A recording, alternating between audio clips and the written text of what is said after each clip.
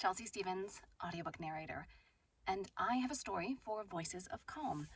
It's a story that I've had for about 15 years, or that I've had the book for about 15 years, but it's been around longer than that. It's called Hope for the Flowers by Trina Paulus, and it is a different sort of book for everyone, except those who have given up completely, and even they might secretly enjoy it. I'll try to show pictures. Once upon a time, a tiny striped caterpillar burst from the egg, which had been home for so long. "Hello, world," he said. "It sure is bright out here in the sun." "I'm hungry," he thought, and straightaway began to eat the leaf he was born on. And he ate another leaf, and another, and another, and it got bigger and bigger and bigger. Until one day he stopped eating and thought, there must be more to life than just eating and getting bigger. It's getting dull. So Stripe crawled down from the friendly tree which had shaded and fed him. He was seeking more. There were all sorts of new things to find. Grass and dirt and holes and tiny bugs. Each fascinated him, but nothing satisfied him. When he came across other crawlers like himself, he was especially excited. But they were so busy eating they had no time to talk, just as Stripe had been. "They don't know any more about life than I do," he sighed. Then, one day, Stripe saw some crawlers really crawling.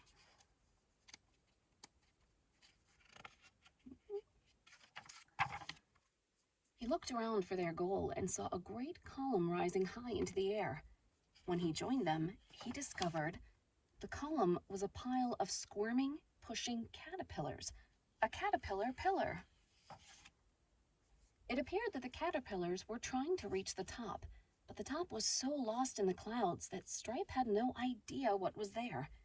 He felt new excitement, like sap rising in the spring. Maybe I'll find what I'm looking for.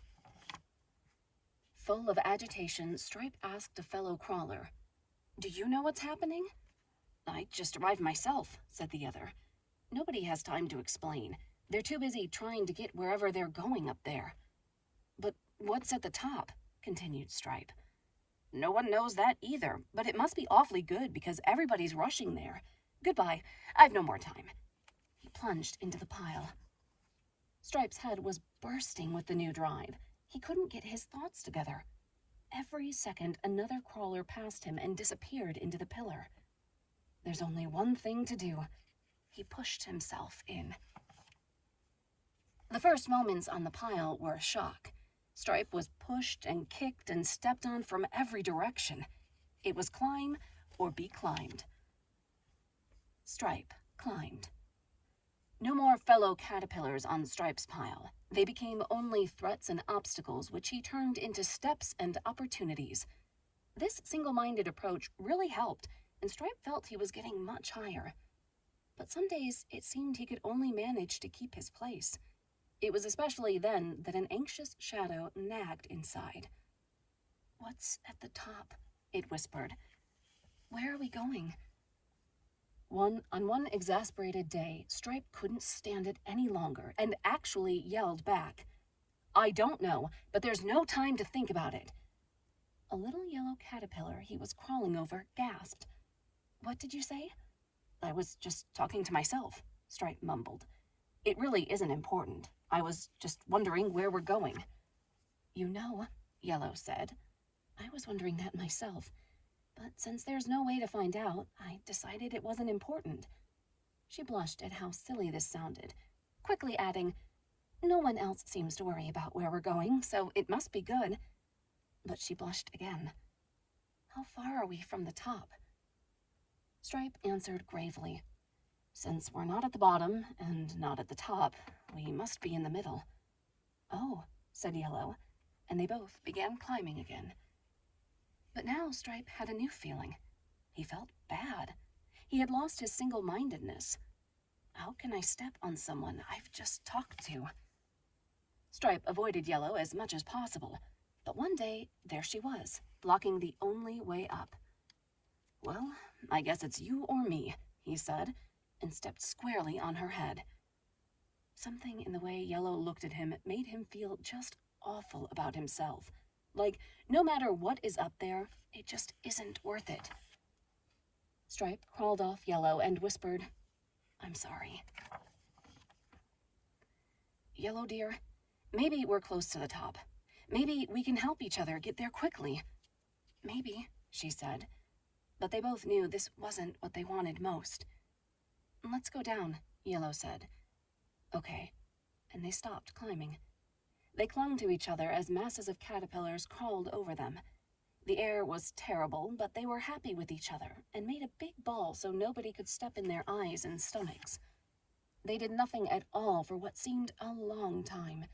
Suddenly, they didn't feel anything crawling over them. They unrolled and opened their eyes. They were at the side of the caterpillar pillar. "Hi, Stripe," said Yellow.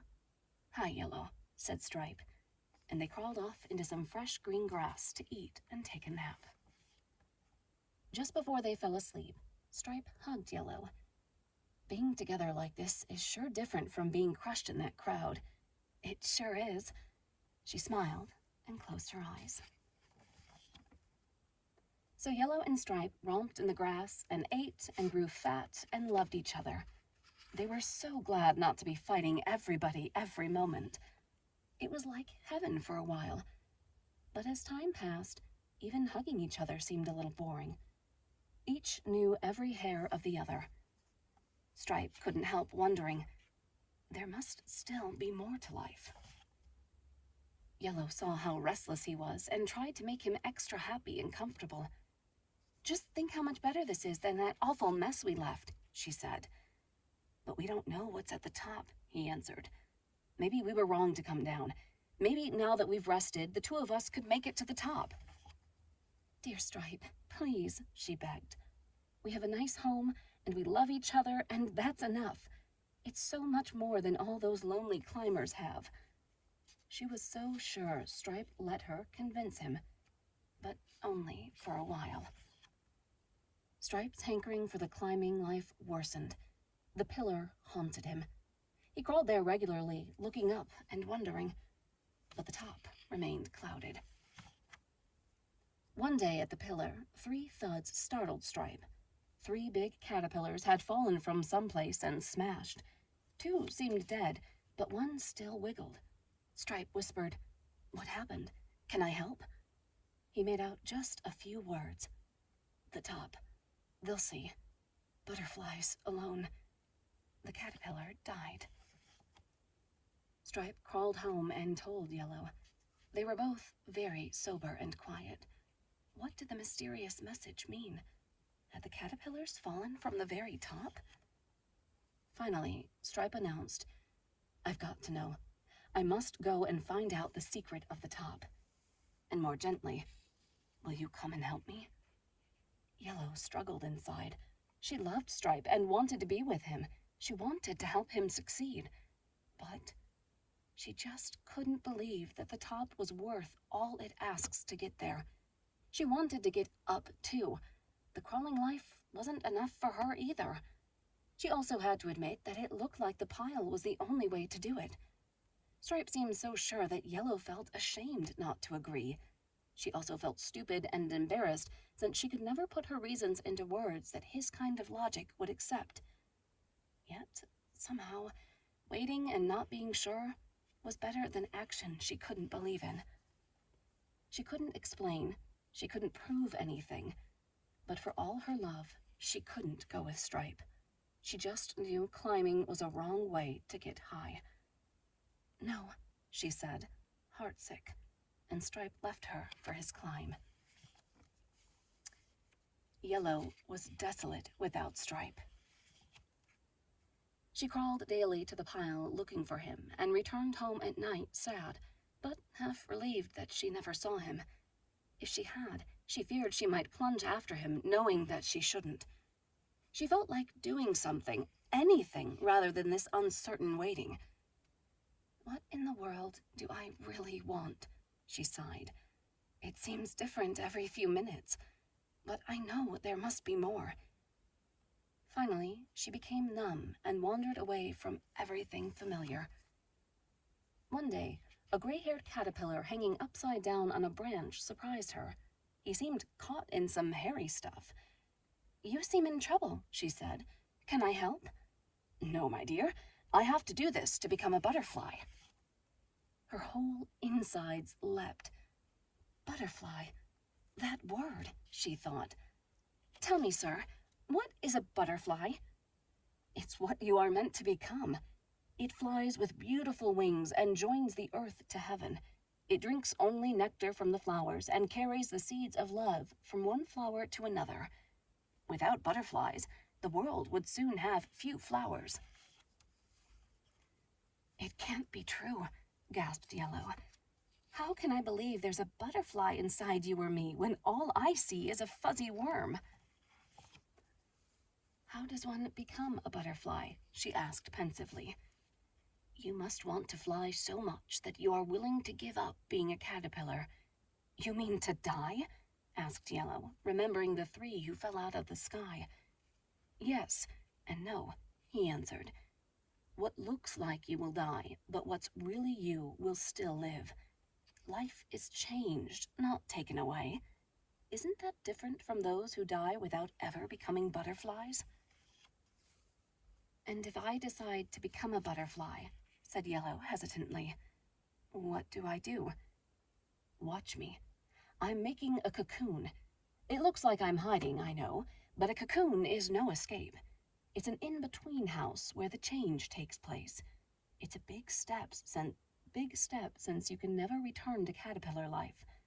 During the change, it will seem to you or to anyone who might peek that nothing is happening, but the butterfly is already becoming. It just takes time. And there's something else. Once you are a butterfly, you can really love. The kind of love that makes new life. It's better than all the hugging caterpillars can do." "Oh, let me go and get Stripe," Yellow said. But she sadly knew he was too far into the pile to possibly reach. "Don't be sad," said her new friend. "If you change, you can fly and show him how beautiful butterflies are. Maybe he will want to become one too." Yellow was torn in anguish.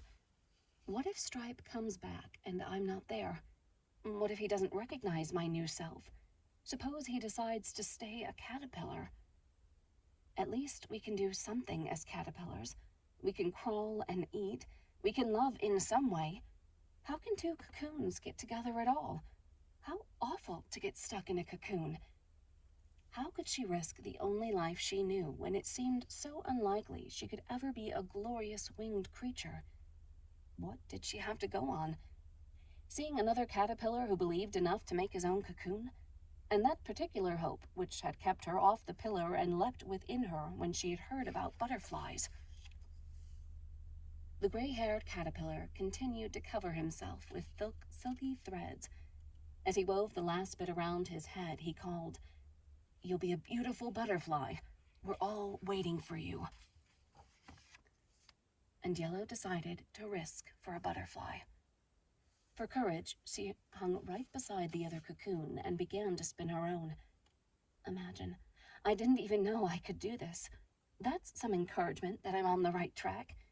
If I have inside me the stuff to make cocoons, maybe the stuff of butterflies is there too. Stripe made much faster progress this time. He was bigger and stronger since he had taken time out. From the beginning, he determined to get to the top. He especially avoided meeting the eyes of other crawlers. He knew how fatal such contact could be. He tried not to think of Yellow. He disciplined himself neither to feel nor to be distracted. Stripe didn't seem just disciplined to others. He seemed ruthless. Even among climbers, he was special. He didn't think he was against anybody. He was just doing what he had to if he was to get to the top. "Don't blame me if you don't succeed.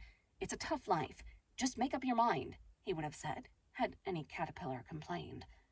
Then, one day, he was near his goal.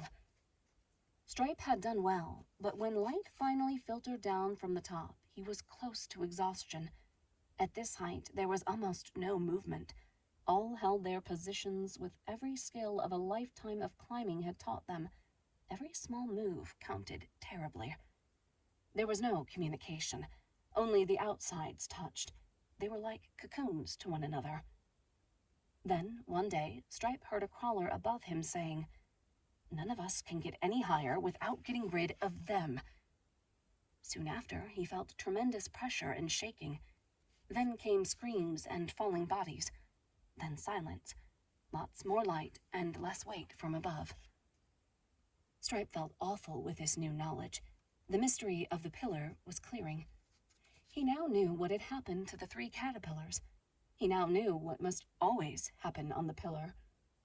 Frustration surged through Stripe, but as he was agreeing this was the only way up, he heard a tiny whisper from the top. "There's nothing there at all." It was answered by another. "Quiet, fool. They'll hear you down the pillar. We're where they want to get. That's what's there." Stripe felt frozen. To be so high and not high at all, it only looked good from the bottom. The whisper came again. "Look, over there, another pillar.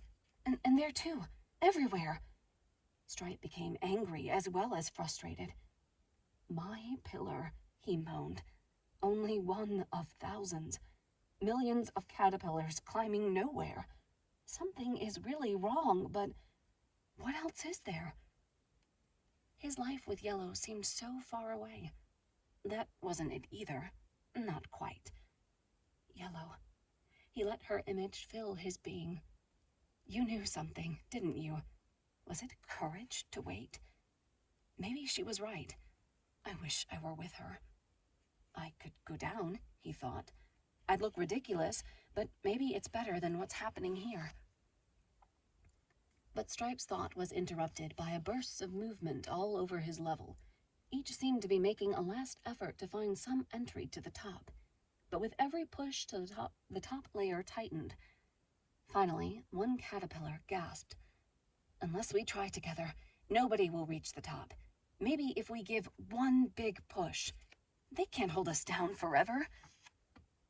But before they could act, there were cries and commotions of another kind. Stripe struggled to the edge to see the cause. A brilliant yellow-winged creature was circling the pillar, moving freely. A wonderful sight. How did it get so high without climbing? When Stripe poked out his head, the creature seemed to recognize him. It extended its legs and tried to grab him. Stripe caught himself just before being pulled out of the pile. The brilliant creature let go and looked sadly into his eyes. That look activated excitement Stripe hadn't felt since he first saw the pillar. Words from the past returned. Butterflies, alone. Is this a butterfly? And what did it mean? The top, they'll see. It was all so strange, and yet like it was supposed to be. And those eyes, with the look of yellow, could it be? Such impossible thoughts, yet the excitement inside wouldn't stop. He grew happy. Somehow he could escape. He could be carried away. But as this possibility became real, something else grew inside. He felt he shouldn't escape like this. Looking into the creature's eyes, he could hardly bear the love he saw there. He felt unworthy. He wanted to change, to make up for all the times he had refused to look at the other. He tried to tell her what he felt. He stopped struggling. The others stared at him as though he were mad. He turned around and began down the pillar. This time, he didn't curl up. He stretched out full length and looked straight into the eyes of each caterpillar. He marveled at the variety and beauty, amazed that he had never noticed it before. He whispered to each, "I've been up. There's nothing there." Most paid no attention. They were too intent on climbing. One said, "It's sour grapes. He's bitter. I bet he never made it to the top." But some were shocked and even stopped climbing to hear him better. One of these whispered in anguish, "Don't say it even if it's true. What else can we do?" Stripe's answer shocked them all, including himself. "We can fly. We can become butterflies. There's nothing at the top, and it doesn't matter. As he heard his own message, he realized how he had misread the instinct to get high. To get to the top, he must fly, not climb. Stripe looked at each caterpillar, inebriated with joy that there could be a butterfly inside. But the reaction was worse than before. He saw fear in eyes. They didn't stop to listen or speak. This happy, glorious news was too much to take, too good to be true. And if it wasn't true, the hope that lit up the pillar dimmed. All seemed confused and unreal. The way down was so immensely long. The vision of the butterfly faded. Doubt flooded Stripe. The pile took on horrible dimensions. He struggled on, barely, blindly. It seemed wrong to give up believing, yet believing seemed impossible. A crawler sneered. How could you swallow such a story? Our life is earth and climbing. Look at us worms. We couldn't be butterflies inside. Make the best of it and enjoy caterpillar living. Perhaps he's right, sighed Stripe. I haven't any proof. Did I only make it up because I needed it so much? And in pain, he continued down, searching for those eyes which would let him whisper, I saw a butterfly. There can be more to life. One day, finally, he was down. Tired and sad, Stripe crawled off to the old place where Yellow and he had romped. She was not there, and he was too exhausted to go further. He curled up and fell asleep. When he finally awoke, he found the yellow creature fanning him with wings of light. Is this a dream? He wondered. But the dream creature acted awfully real. She stroked him with her feelers and, most of all, looked at him so lovingly that he began to trust that what he had said about becoming a butterfly might be true. She walked a little distance away, then flew back.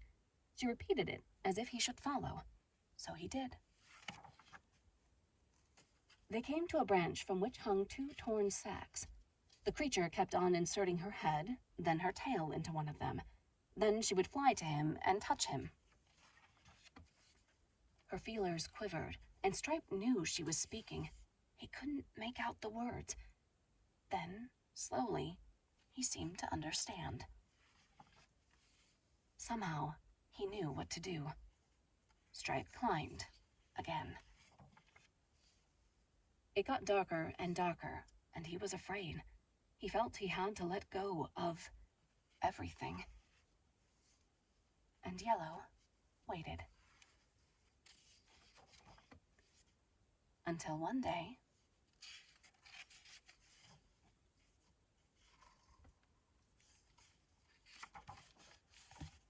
the end.